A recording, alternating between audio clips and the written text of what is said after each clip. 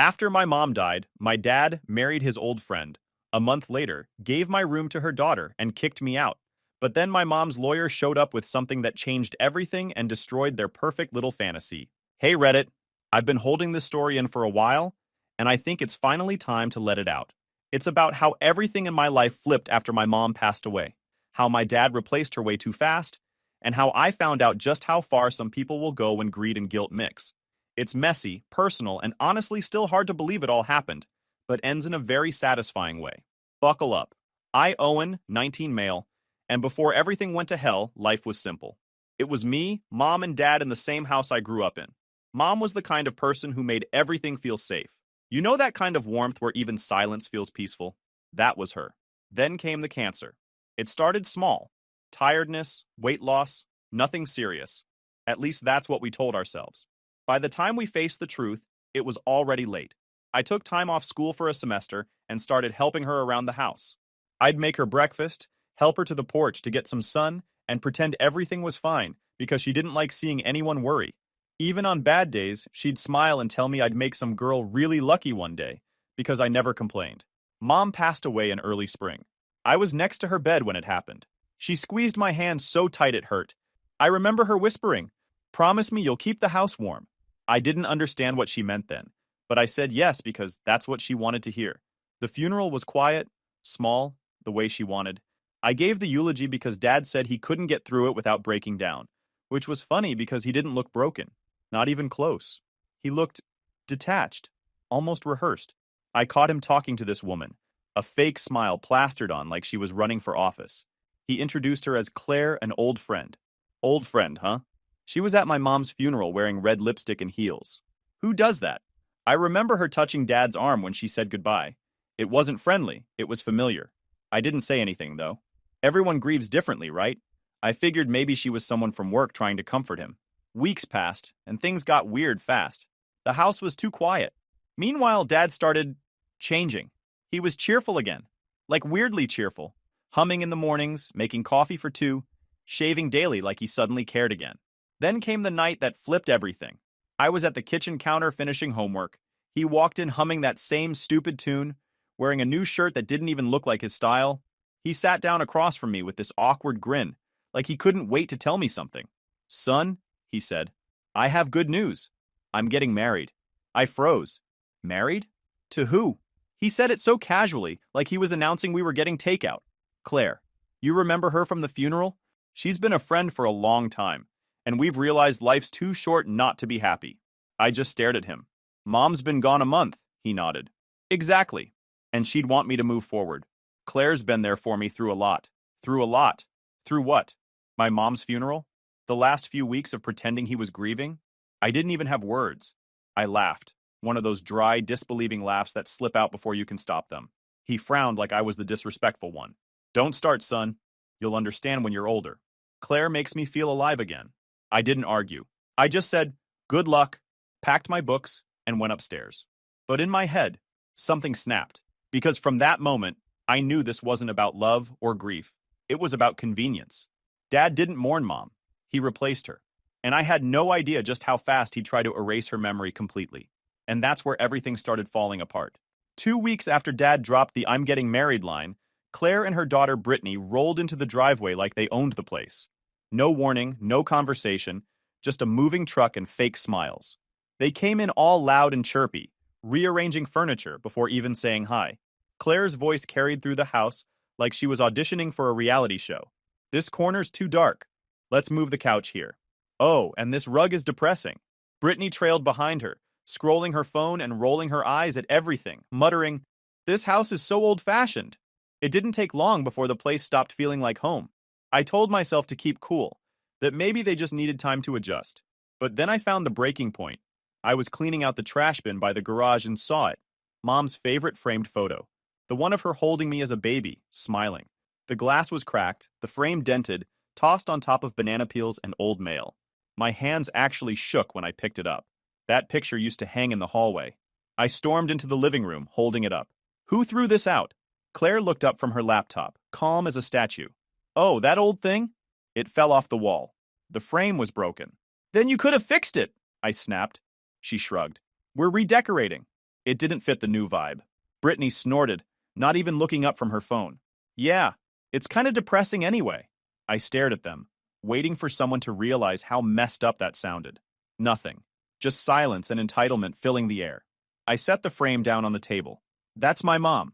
You don't get to call her depressing. Claire's voice turned sugary. Sweetheart, no one's disrespecting your mother, but this is our home now too. You need to accept some changes. Our home? I said. You've been here 2 days. Brittany muttered something under her breath. I caught the words, Mama's boy. But I clenched my fists but walked away because I knew if I stayed, I'd say something I couldn't take back. Later that night, I was scrolling through my feed when I saw it. Brittany had posted a picture of herself in front of the living room, captioned, Finally making this place livable. R.I.P. to the creepy decor. The creepy decor. That was my mom's stuff. Her favorite vase, her framed artwork. I didn't even think. I walked straight downstairs. Claire was watching TV. Brittany was on the couch laughing at her phone. I snatched it right out of her hand. Delete that! Now! She gasped, jumping up.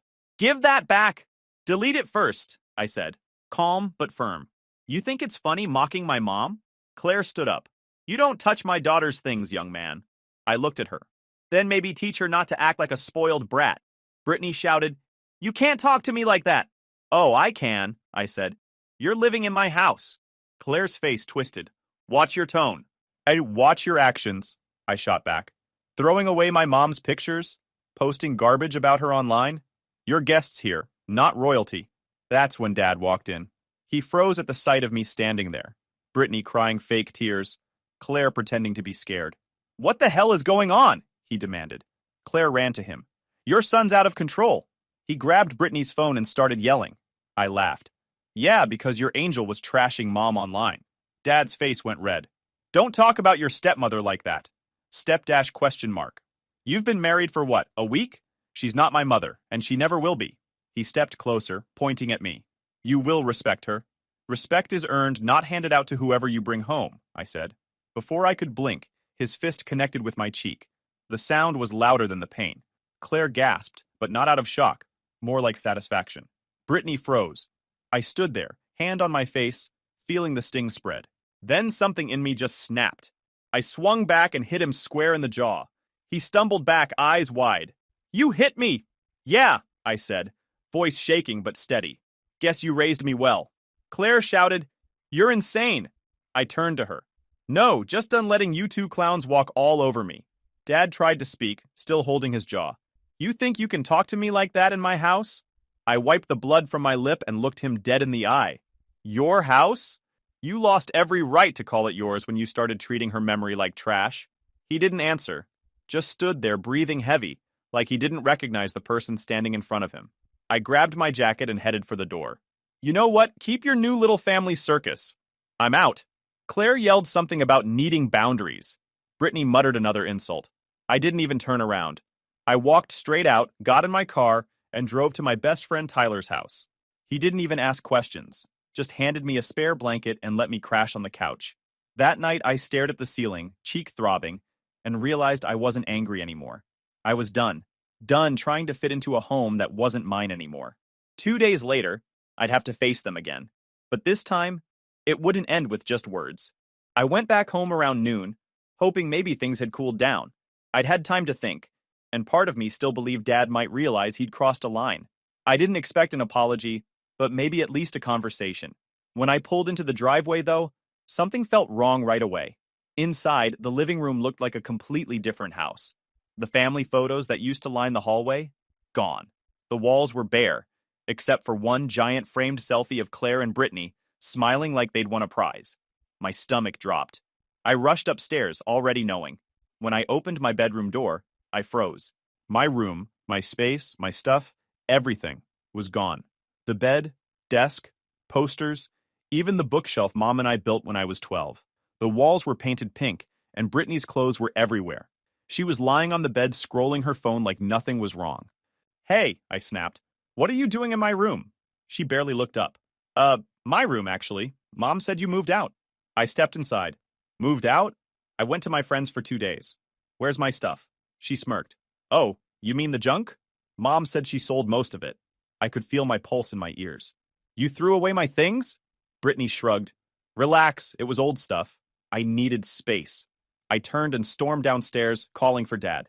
He was in the kitchen drinking coffee, like it was any normal morning. Claire was beside him, flipping through a magazine.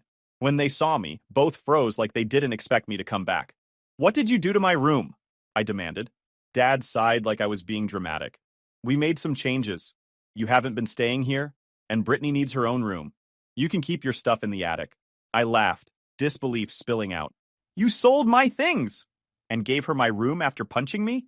Are you even hearing yourself? Claire stood up slowly, that fake calm look plastered on her face. Before you accuse anyone, maybe you should explain something first. I glared at her.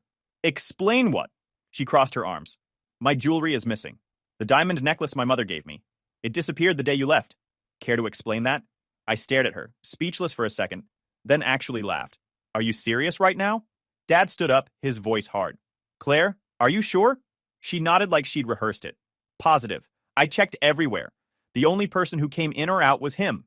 I looked at both of them. You know I didn't take anything. You both know that. Dad didn't even flinch. If you're hiding it, now's the time to return it and apologize. Apologize? I said, stepping closer. You're backing her over your own son? You think I need her fake jewelry that bad? Claire gasped like she'd been slapped. Fake? Yeah, I said. I saw that thing. It's shinier than tinfoil. Dad slammed his cup down. Enough! You don't talk to her like that. I stared him down. You know what? I'm done pretending you don't see through her lies. You know I didn't steal anything. But you'll still stand there and protect her because you're too weak to admit you picked the wrong woman. His face went red. Watch your mouth. No, I said, calm this time. You watch yours. You hit me. You trashed Mom's memory.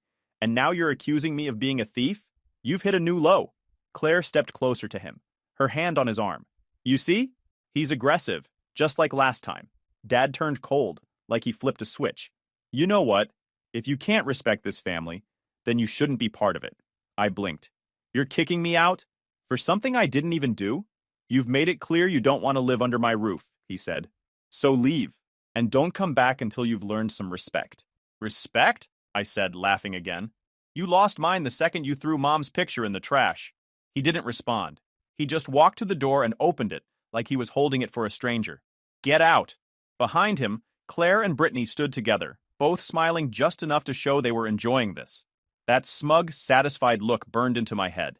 I grabbed my duffel bag from the hallway closet, the only thing they hadn't touched, and started throwing whatever I could find inside. A few shirts, my laptop, some photos I managed to save from the trash. As I zipped it up, I looked at them one last time. You'll regret this, I said quietly. Both of you. Claire smirked. You sound just like your mother. That one almost made me swing again. But I didn't. I wasn't going to give them that satisfaction. I just turned and walked out. Outside, I sat in my car for a few minutes, trying to breathe. Everything felt unreal, like my entire childhood had been erased in a single week. I called Uncle Ted. When he picked up, I couldn't even speak at first. He just said, "You can come here, son. Don't explain anything. Just drive." So I did. The ride to his place was quiet except for the sound of the wind through the cracked window. I looked in the rearview mirror and saw my house getting smaller behind me. The house Mom told me to keep warm. By the time I reached Uncle Ted's driveway, something inside me clicked. The sadness faded. It wasn't grief anymore. It was anger. Controlled, focused anger. If they wanted me gone, fine. But one day, they'd remember exactly whose house that really was. When I got to Uncle Ted's place, he didn't even ask for details at first. He opened the door, saw my face, and just said, "Come in, kid." Once I calmed down, I told him everything. He sat there in his armchair, arms crossed, shaking his head the whole time. When I finished, he leaned back and sighed. "I wish I could say I'm surprised," he said, "but I'm not." "Your dad's been the same since the day he met your mom." I frowned. "What do you mean?" Ted looked toward the window like he was thinking back years. "Your mom was the responsible one. She worked 2 jobs when you were a kid. Your dad, he just knew how to spend. When your mom inherited money from her parents, guess who used it to pay off his credit cards and buy that car he didn't need?" I blinked. "Wait, Mom paid for the car?" He nodded. "Yup, and the house too, at least most of it. She handled the mortgage while he handled the excuses. I never said much back then because she didn't want me to. She said she had it under control. But your mom was too kind for her own good. She kept that house running while he drained her. Hearing that made my blood boil. All the years I thought Dad was the steady one. the provider. Turns out Mom was the reason we never fell apart. Uncle Ted must have noticed my silence, because he added, "Look, you don't have to worry. You're safe here as long as you need, but knowing your dad, he'll try to crawl back into your life when it benefits him. He always does." He was right. A few quiet weeks went by. I focused on school, helped Ted with errands, tried not to think about the house too much. Then one afternoon, I got a call from an unknown number. The voice on the other end was calm but firm. "Hello, is this Owen? My name's Mr. Harlan. I'm your mother's estate lawyer. I'd like to meet with you and your uncle at your earliest convenience. It's regarding your mother's will." My stomach tightened. I agreed to meet him the next day. Mr. Harlan showed up at Uncle Ted's place right on time. He laid out some papers on the dining table, and I swear, just seeing my mom's name on the documents made my throat tighten. He looked between us and said, "I'll get straight to the point. Your mother's estate has been settled. The house you grew up in. She left it entirely to you." I blinked. "Wait, the whole house?" He nodded. "Yes, it was solely in her name. Your father's name isn't listed on any ownership documents. She transferred everything legally about a year before her passing. You are now the full legal owner." Uncle Ted leaned forward. "Hold on, that house was hers?" Mr. Harlan adjusted his glasses. "Yes. Your sister, Owen's mother, refinanced the house in her name alone after your brother-in-law's debts piled up. She wanted to ensure the property couldn't be misused. She also wrote a specific clause in the will stating your father has no claim to it." For a few seconds, I couldn't even speak. It felt unreal, like my mom had reached out from the grave to pull me out of the fire she knew was coming. I asked quietly, "Did she say why she did that?" Mr. Harlan nodded. "She said, and I quote, 'I want my son to have something no one can take away from him. She made me promise to deliver these documents directly to you when you turn 19.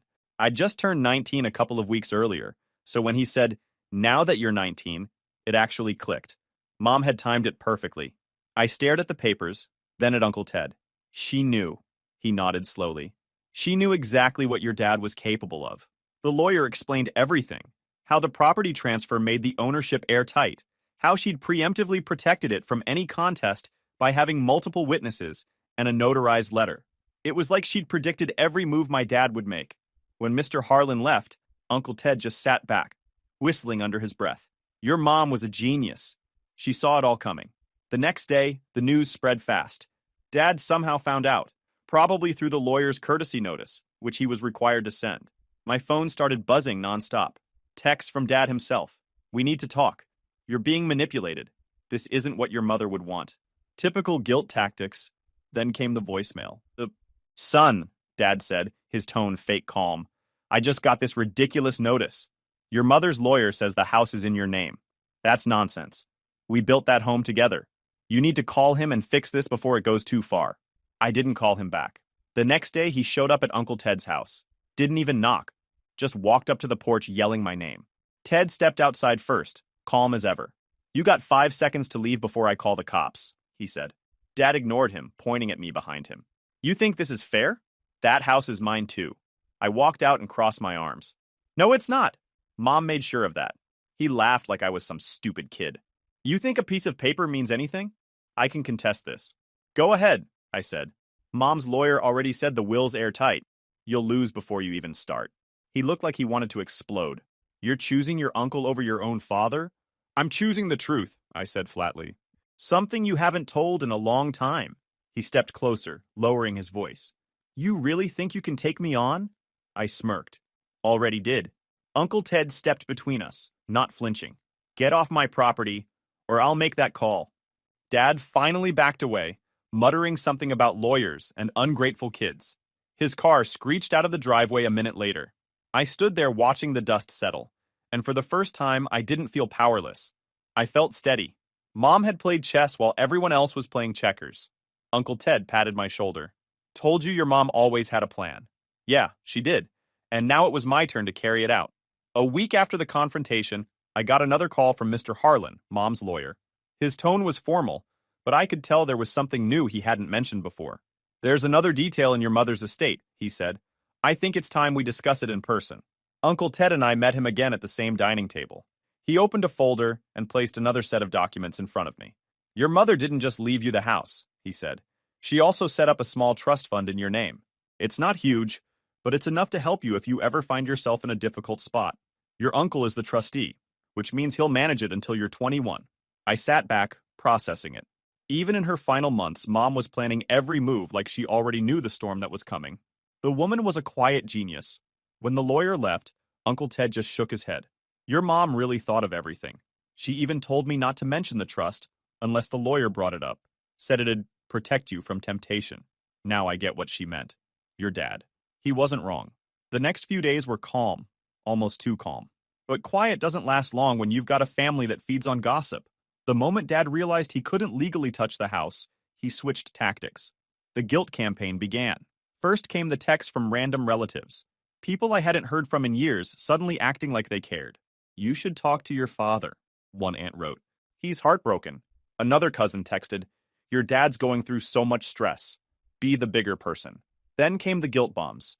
Your poor father gave you everything, and you repay him by taking his home? Or you're young. You don't understand what marriage means. Please. These people didn't call when Mom was sick, didn't show up at the hospital, didn't even bring flowers to the funeral. Now suddenly they're family ambassadors for Dad's feelings?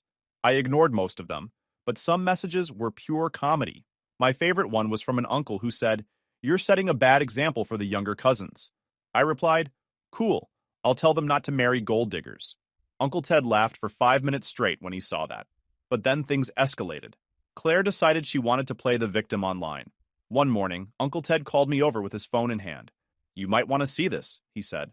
On Facebook, Claire had posted this long, dramatic paragraph about how her stepson had stolen her jewelry before running away, and how she and my dad were heartbroken over how he turned out. The post had photos of the same cheap necklace she'd accused me of stealing, with some of her friends commenting things like, so sorry you're dealing with that, and teenagers can be so cruel. But the internet is a funny thing. It doesn't take long for lies to backfire. Mom's side of the family saw it, and they didn't stay quiet. My Aunt Clara, my mom's older sister, commented first, Claire, that's bold, considering everyone knows you made that up. You accused a grieving kid of theft to cover your own behavior? Shameful. Then my cousin Lily followed up with, we have screenshots from the day your daughter posted that disgusting caption about his mom. Maybe you should delete this before you embarrass yourself more. By the time I checked the post myself, Claire had already limited the comments and edited her caption 3 times. Then, within the hour, she took it down completely. But the fallout didn't stop there. Dad called Uncle Ted's phone the next evening, furious. I could hear his voice through the speaker before Ted even answered. You tell him to stop this nonsense online, Dad barked. Claire's being humiliated because of your side of the family. Uncle Ted leaned back in his chair, completely unbothered. Then maybe Claire should stop lying on the internet, he said calmly. Your problem, not ours. Dad kept yelling until Ted hung up mid-sentence. That was the moment I realized something important. Their control was gone. The narrative wasn't in their hands anymore. Every time they tried to twist the story, it backfired. And honestly, I thought that was the end of it. I thought the drama had finally died down, and it was time to claim what's mine, Mom's house. But turns out Mom still had one more move left to play. The one that changed everything I thought I knew. It started when Aunt Clara called me one afternoon out of nowhere. Can we talk in person? She asked. It's about your mother. I met her at a small diner outside town. She was already sitting at a corner booth when I walked in. She looked up, gave me this sad little smile. I sat down. You said you needed to talk about Mom? She nodded slowly. I should have said something sooner, but your mom made me promise not to until you were ready.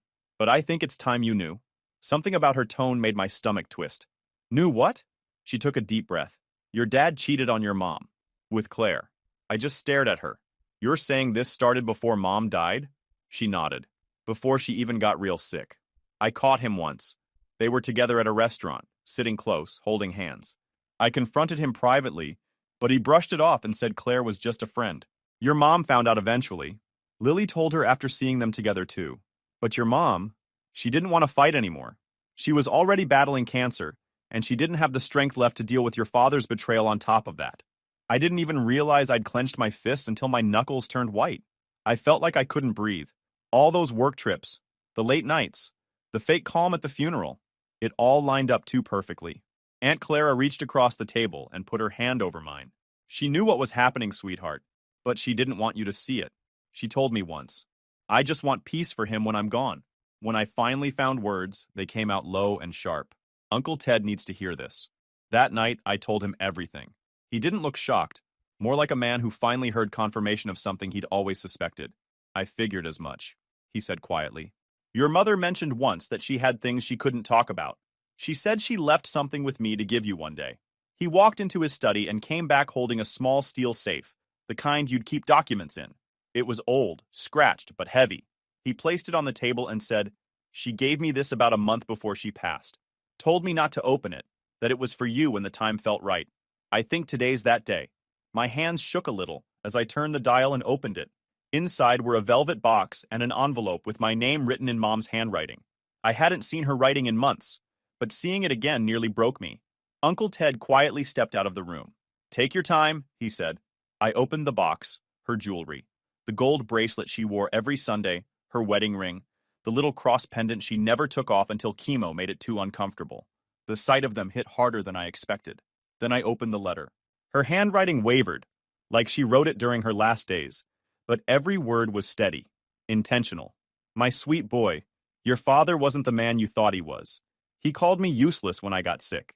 He said I was a burden, and when I couldn't get out of bed, he brought Claire into our home while you were at school. I pretended not to see it, because I wanted my last days to be peaceful. You were my peace. You were my reason to keep fighting. You deserve better than the pain he caused me. By the time I reached the end, the paper was damp with tears. I didn't cry loud, just sat there, quiet, breathing hard, the kind of pain that burns without sound. But under that pain, something else was there, something sharp and cold, anger, the kind that doesn't go away with time. I reread the part where she said she pretended not to see it. That one line made everything click. He didn't just cheat, he humiliated her. He let her fade away believing she wasn't enough while he played house with someone else. When Uncle Ted came back, I handed him the letter silently. He read it once, his jaw tightening. That bastard, he muttered. She was dying, and he was already replacing her. I nodded. He's not getting away with it. Ted looked up at me. What are you thinking? I'm thinking, I said, that Mom built her plan to protect me. It's my turn to finish it. He didn't argue. He just gave me this proud little nod, the kind that said he understood. Dad wanted me gone. He took everything from her. And now? I had the one thing he couldn't buy back. Control. It was time to use it. I spent the next week meeting with Mom's lawyer and Uncle Ted. We gathered every document, every deed, every signed paper with her name on it. The ownership transfer, the notarized will, the letters from witnesses, everything. The lawyer said there was no legal gray area left. The house was mine, period. I didn't want to sneak around or play games. I wanted them to see my face when the truth hit. So I went back. When I pulled up to the driveway, Claire's car was parked crooked again, like always. Brittany's was there too, covered in glittery stickers that made me roll my eyes. I walked up the steps with the lawyer beside me, holding a folder thick enough to crush what was left of their little fantasy. Dad opened the door halfway and froze. What are you doing here? I'm here to finish what Mom started, I said. He snapped. You don't belong here anymore. The lawyer stepped forward, polite but firm. Actually, Mr. Larson, he does. Legally speaking, this property belongs entirely to my client. Your late wife's name was the only one on the title, and her will grants full ownership to your son. Claire appeared behind him, arms crossed. That's ridiculous. This is our home. I pulled out the signed deed and dropped it on the entry table. Not anymore. Brittany came down the stairs, covered with one of Mom's old knitted blankets. I didn't even think. I just pointed at it. Put that back in the linen chest. It's my mother's. She rolled her eyes. You can't tell me what to... Yes, I can, I cut in. This is my house. Legally. And right now, you're here against the owner's wishes. Claire turned red. You wouldn't dare throw us out. Watch me. The lawyer started reading the eviction notice out loud, every word hitting them like a hammer. Dad's face went pale and Claire tried interrupting, but the lawyer didn't even look at her. When he finished, I stepped forward. You've got until the date on that notice to pack up and leave, I said. That's your formal notice. If you're still here after that, I'll file the eviction in court, and the sheriff will make sure you're out. Dad clenched his fists. You can't do this! You're making a huge mistake. Your mother was... He hesitated, then said the one thing he shouldn't have. She was mentally unstable near the end. You can't trust what she said. I felt everything inside me go cold. Say that again. He looked nervous now. She was sick, son. The medicine made her confused. She didn't mean to cut me out. I stepped closer until I could see his eyes shake. I saw her letter. She was more clear-headed than you'll ever be. She knew exactly who you were. A selfish coward who cheated on his dying wife and then tried to erase her. You think calling her unstable changes what you did? Claire tried to interrupt. You don't know the full story. Oh, I know enough, I said. She caught you sneaking around with him before she died, didn't she? That's why you rushed into this marriage. You couldn't even wait until her funeral flowers wilted. Her mouth fell open, but no words came out. Dad's voice cracked. We made mistakes, but you can't just destroy your own family over. You destroyed it, I said. Mom built this home. You poisoned it. Now you can live with the consequences. Claire's eyes filled with tears, but I knew fake guilt when I saw it. She grabbed Brittany's arm. We're not leaving without a fight. Then you'll be leaving with the sheriff, I said simply. Dad looked at me like he didn't recognize me anymore. You've changed, he muttered. Good, I said. Means I'm nothing like you. Oh, that was enough to push them into action. They packed, slowly, angrily, but they packed. I stood by the door watching them load the car with every bit of junk they'd brought in. Claire made a point of slamming every drawer and muttering insults under her breath. Brittany glared the whole time, like I'd ruined her princess life. When they were finally done, Dad turned to me. His voice cracked again, this time weaker. Please, son, we can fix this. You had years to fix it, I said. You chose her over Mom, over me, over everything. Now you can live with that choice. They left. No goodbye, no final words. Just silence as their car disappeared down the road. The moment they were gone, I called a locksmith. Within an hour, every lock in the house was changed. The air felt lighter, like the walls themselves were relieved. I walked through each room, taking in the emptiness. The pink paint in my old room didn't last. Ted had painters scheduled, and within a couple days, it was back to how Mom had it. A few days later, the stories started spreading. Apparently, Claire and Dad didn't last long after the eviction. Word got around fast, thanks to a few relatives who finally saw the truth. Claire left him when she realized he had nothing left. No house, no savings, no reputation. She tried cozying up to some guy from her old job, but everyone already knew who she was. The affair story spread fast, and nobody wanted to be seen with her. Brittany followed her lead, posting sad fake deep quotes online about betrayal. Dad tried calling a few relatives for help, but Mom's side wanted nothing to do with him. Even his own brothers stopped replying. He was toxic, broke, and alone. Exactly how he left her. I didn't celebrate. I didn't need to. Watching karma quietly do its work was enough. One evening, I walked into the living room and sat down where Mom used to read. The house was quiet again. No shouting, no lies, no pretending. Just peace. The sunset poured through the same window Mom used to sit by, painting everything gold. I could almost hear her humming like she used to when she cooked dinner. I smiled, just a small one, and whispered, You did it, Mom. You really did. She protected me even after she was gone. And now, finally, I was free. YouTube just dropped this new hype feature. If you're hooked on this story, smash that hype button. It tells YouTube this video deserves to blow up, and it keeps even crazier stories coming your way.